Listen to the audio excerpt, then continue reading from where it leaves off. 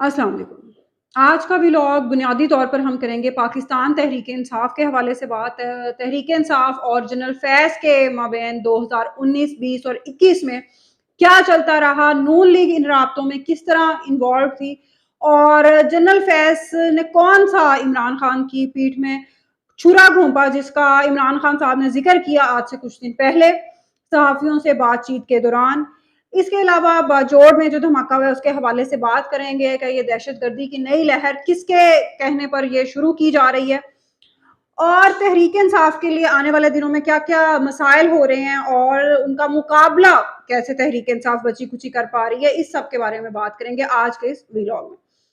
सबसे पहले तो बात करते हैं इमरान खान के तोशाखाना केस के हवाले से। इमरान खान क्यों तोशाखाना केस में बार-बार सुप्रीम कोर्ट से उनको जवाब दिया जा रहा है, लेकिन वो बार-बार इसलिए जा रहे हैं क्योंकि उन्हें पता है कि आज से कुछ टाइम के बाद अगर हम सितंबर की बात करें तो काज़ी फ़ायज़ ईसा चीफ जस्टिस बनने वाले हैं और उनके साथ इमरान खान साहब का जो ताल्लुक रह चुका है माज़ी में, वो किसी तारुफ का मोहताज नहीं है। आज इमरान खान साहब बड़े आराम से डिनाई कर देते हैं कि जी मुझे तो कुछ पता ही नहीं था कि क्या हो रहा है। लेकिन मसला ये है कि उनकी उस वक़्त की पूरी काबीना बैठकर फ़ायज़ ईसा और उनकी बेगम की सरीना ईसा साहिबा की किरदार कशी किया करती थी और साबित किया करती थी मीडिया ट्रायल के ज़रिए कि कितनी लूट-मार हो चुकी है और उसमें वो अपने सहूलतकार आसिफ खोसा को भूल जाते थे, साकिब निसार को भूल जाते थे, इन सब से जो-जो वो फ़ायदे उठाते रहे हैं, इन सबको गायब कर जाते थे, इन सारों का ज़िक्र। इसके अलावा बार-बार इमरान खान को सुप्रीम कोर्ट से इसीलिए जवाब दिया जा रहा है कि सुप्रीम कोर्ट को बता दिया गया है कि इसमें तोशाखाना ट्रायल को उनको भी अंदाज़ा है कि इसको मज़ीद खींचना मुमकिन नहीं है। कल भी इमरान खान साहब ने बयान नहीं दिया, जो उन्होंने बयान तोशाखाना केस में देना था ट्रायल कोर्ट में, वो उन्होंने नहीं दिया और इसकी वजह यही है कि उन्हें अब भी उम्मीद है कि शायद चीफ जस्टिस उमर अता बंदयाल के टेन्योर में, उस दौर में शायद मैं अपने लिए कोई रिलीफ लेने में कामयाब हो जाऊँ। अब ये उम्मीद उनको क्यों है उमर अता बंदयाल साहब के साथ उनका जो माज़ी में उनके साथ एक अच्छा रिलेशनशिप वर्किंग रह चुका है, उसकी वजह से वो इन बात का अंदाज़ा लगाने पर मजबूर हैं। लेकिन नज़र ये आ रहा है कि उमर अता बंदयाल साहब उनको मज़ीद हिफाज़ती ज़मानतों के अलावा कोई बड़ा रिलीफ देने से फ़िलहाल कासर हैं। जनरल फैज़ जो पाकिस्तान तहरीक इंसाफ का एक बड़ा ही वो एक दुखती रग है और ये माज़ी में जनरल फैज़ और इमरान खान और जनरल बाजवा साहब की तस्वीर पाकिस्तान तहरीक इंसाफ के ऑफिशियल हैंडल से चलाई जाती थी और ये कहा जाता था कि वाह वाह वज़ीर आज़म Imran Khan, chief of army staff general Bajwa और DGISI फैज़ उमीद। आहा क्या कॉम्बिनेशन है, क्या मुल्क को जबरदस्त लेकर जा रहे हैं ये तीन लोग यार, क्या मजा आ रहा है। लेकिन अब पता चल रहा है, अब इमरान खान साहब को इतने सारे धोखे खाने के बाद आखिरकार ये भी पता चल गया है कि जनरल फैज़ भी मुझे धोखा ही दे रहे थे। अब ये उनको किस तरह पता चला?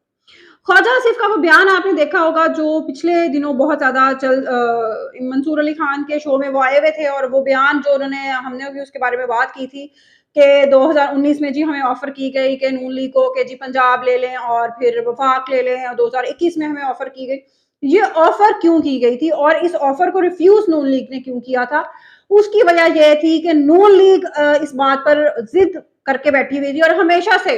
ये खानदान शरीफिया का ये हमेशा से मसला है कि हमने किसी भी बड़े ओहदे पर अपने खानदान के बंदे के अलावा नहीं किसी बंदे को लगाना। इस शाहिद खाकान अब्बासी को एक दफा उन्होंने वजीर आजम बनाया और अब जो अब्बासी उनके साथ कर रहा है वो आप सबके सामने है। तो ये उन्होंने एक असूल बनाया हुआ है कि यार चीफ मिनिस्टरशिप बड़ा जो ओहदा है वरना हमने खानदान से बाहर नहीं जाने देना। जो एस्टेब्लिशमेंट थी उस वक्त की वो मलिक अहमद खान जो नून लीग के बहुत ज्यादा वेल कनेक्टेड समझे जाते हैं एजेंसी से और बहुत ज़्यादा इस्टेब्लिशमेंट के करीब समझे जाते हैं और जब ये हुकूमत की तब्दीली भी उसमें भी वो पेश थे, तो इस्टेब्लिशमेंट चाहती थी कि मलिक अहमद खान बतौर वज़ीर आला के काम करे। लेकिन नून लीग इस बात पर वो फंस गया था, ये डेडलॉक पैदा हो गया था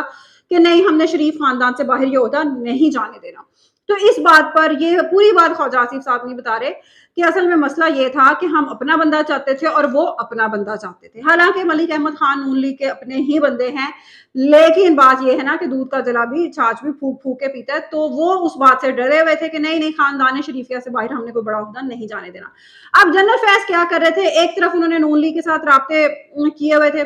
ایک طرف انہوں نے عمران خان کو لارا دیا ہوا تھا کہ تم مجھے چیف بناؤ گے تو میں تمہیں وزیر اعظم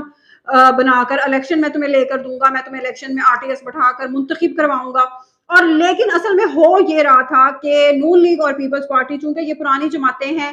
سیاسی میدان میں اور وہ جانتی ہیں کہ یہ جو باتیں کہی جا رہی ہوتی ہیں ٹائم نکل جانے کے بعد وہ باتیں اس طرح پوری نہیں کی جاتی، اس لیے نون لیگ اور پیپلز پارٹی انہوں نے عدم اعتماد کے ذریعے ان کو ہٹانا مناسب سمجھا. اور اس قسم کی ڈیل نون لیگ کو چونکہ اس ٹائم اس کو جو ڈیل مل رہی تھی اس میں اسے مرضی کی شرائط نہیں مل رہی تھی اور وہ اس چیز کو سمجھ گئے. لیکن عمران خان صاحب کو اتنے عرصے کے بعد یہ بات سمجھ آ رہی ہے کہ جنرل فیض کا اصل میں پلان یہ تھا کہ اس نے ان کو RTS بٹھا کر الیکشنز جتوا کر عمران خان کو نہیں دے رہے تھے، وہ ڈبل کراس کر رہے تھے.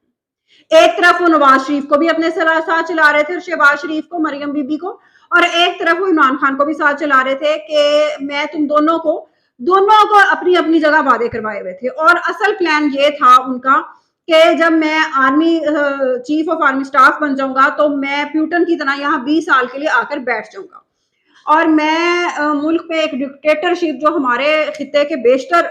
ملکوں میں پہلی بادشاہت اور اس قسم کا ڈکٹیٹرشپ کا آمرانہ طرز حکومت قائم ہے تو میں یہ کر کے یہاں پہ بیٹھ جاؤں گا تو پھر مجھے کس نے ہٹانا ہے. تو یہ سارا پلان تھا اور صدارتی نظام کا لالی پاپ عمران خان کو دیا. اس قسم کے بہت ساری چیزیں کی جن کو عمران خان اس ٹائم نہیں سمجھ سکے اور لیکن آج ان کو ان باتوں کا پتہ چل رہا ہے. لیکن اب وقت گزر چکا ہے، اب ان باتوں کا تو وقت ہی نہیں رہا. اس کے علاوہ تحریک انصاف کے بارے میں ہم نے بات کی تھی کہ تحریک انصاف کے لیے کیا مسئلے پیدا ہو رہے ہیں. تحریک انصاف کے لیے اتنا برا ٹائم آ گیا ہے کہ حلیم عادل شیخ کا کوئی پتہ نہیں ہے، خرم شیر زمان کا سندھ میں کوئی پتہ نہیں ہے کہ یہ دونوں بندے کہاں غائب ہو چکے ہیں. اور وہاں کے جو ممبران ہیں 7-8 جو سندھ اسمبلی کے ممبرز ہیں ان کو شو کاز پہ شو کاز ایشو کر رہے ہیں کہ جی آپ لوگ ووٹ کیوں نہیں دیتے اسمبلی میں، آپ نے اپنا اپوزیشن لیڈر ہٹا کر جو MQM کی رانا انصار خاتون ہے ان کو کیوں آپ نے اپوزیشن لیڈر منتخب کروایا ہے، آپ نے کیوں ووٹنگ میں ان کو ووٹ دیا. اب بتائیں کہ جب آپ کے وہاں پہ لیڈر ہی کوئی نہیں ہے، جب حلیم عادل شیخ خود مفرور ہو چکا ہے، لاپتہ ہو چکا ہے، علی زیدی عمران اسماعیل پارٹی سے اظہار لا تعلقی کر چکے ہیں، خرم شیر زمان وہ لاپتہ ہے، تو پارٹی کے لوگ کس کے کہنے پر کہاں ووٹ دیں؟ عمران خان سے آئیں اور بری گالا یا زمان پارک میں ملاقات کریں. تو ظاہر ہے ان کو جو بہتر لگ رہا ہے اپنے حالات کے مطابق انہوں نے اگلا الیکشن لڑنا ہے، انہوں نے لوگوں میں جانا ہے. ان میں سے بیشتر جو لوگ ہیں وہ پہلے اظہار لا تعلقی کر چکے ہیں PTI سے، جس طرح کے سنجے گنگوانی، اس طرح کے بے شمار ممبران ہیں جو آلریڈی PTI سے لا تعلقی کا اظہار کر چکے ہیں. لیکن اس کے باوجود آپ دیکھیں کہ PTI اپنا شو کرنے کی کوشش کر رہی ہے کہ نہیں بھی میں بھی موجود ہوں. اور حالانکہ سینٹ میں جو آرمی ایکٹ پہ یہ بہت زیادہ تنقید کر رہے ہیں، اس میں ان کے اپنے سینیٹرز نے جو سینٹ میں حالانکہ یہ بہت زیادہ اپوزیشن کا رول پلے کرنے کی کوشش کرتے ہیں، ان کے اپنے ممبران نے آرمی ایکٹ کے حق میں ووٹ دیے. لیکن جب آپ ان کی باتیں سنیں تو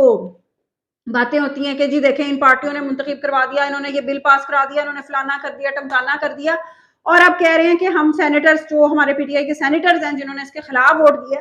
اب ہم نے ان سے بھی انویسٹیگیشن کرنی ہے کہ یہ انہوں نے کیوں کیا اور کس کے کہنے پر کیا. تو کیوں کیا، کس کے کہنے پر کیا؟ ان کے کہنے پر ہی کیا ہے جن کے کہنے پر، جن کی ووٹنگ کے ذریعے آپ نے چیئرمین سینٹ منتخب کرایا تھا، جن کے ذریعے آپ نے یوسف رضا گیلانی کو ہٹایا تھا، اسے جیتنے نہیں دیا تھا سینٹ کے الیکشن میں. تو یہ ساری باتیں اسی طرح ہو رہی ہیں. بہرحال یہ بات اس ٹائم سمجھ نہیں آتی.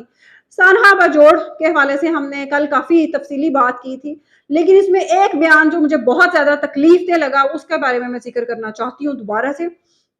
مولانا فضل الرحمان جو کہ پیش تھے عدم اعتماد کی تحریک میں اور یہ سارے دھرنے وغیرہ میں،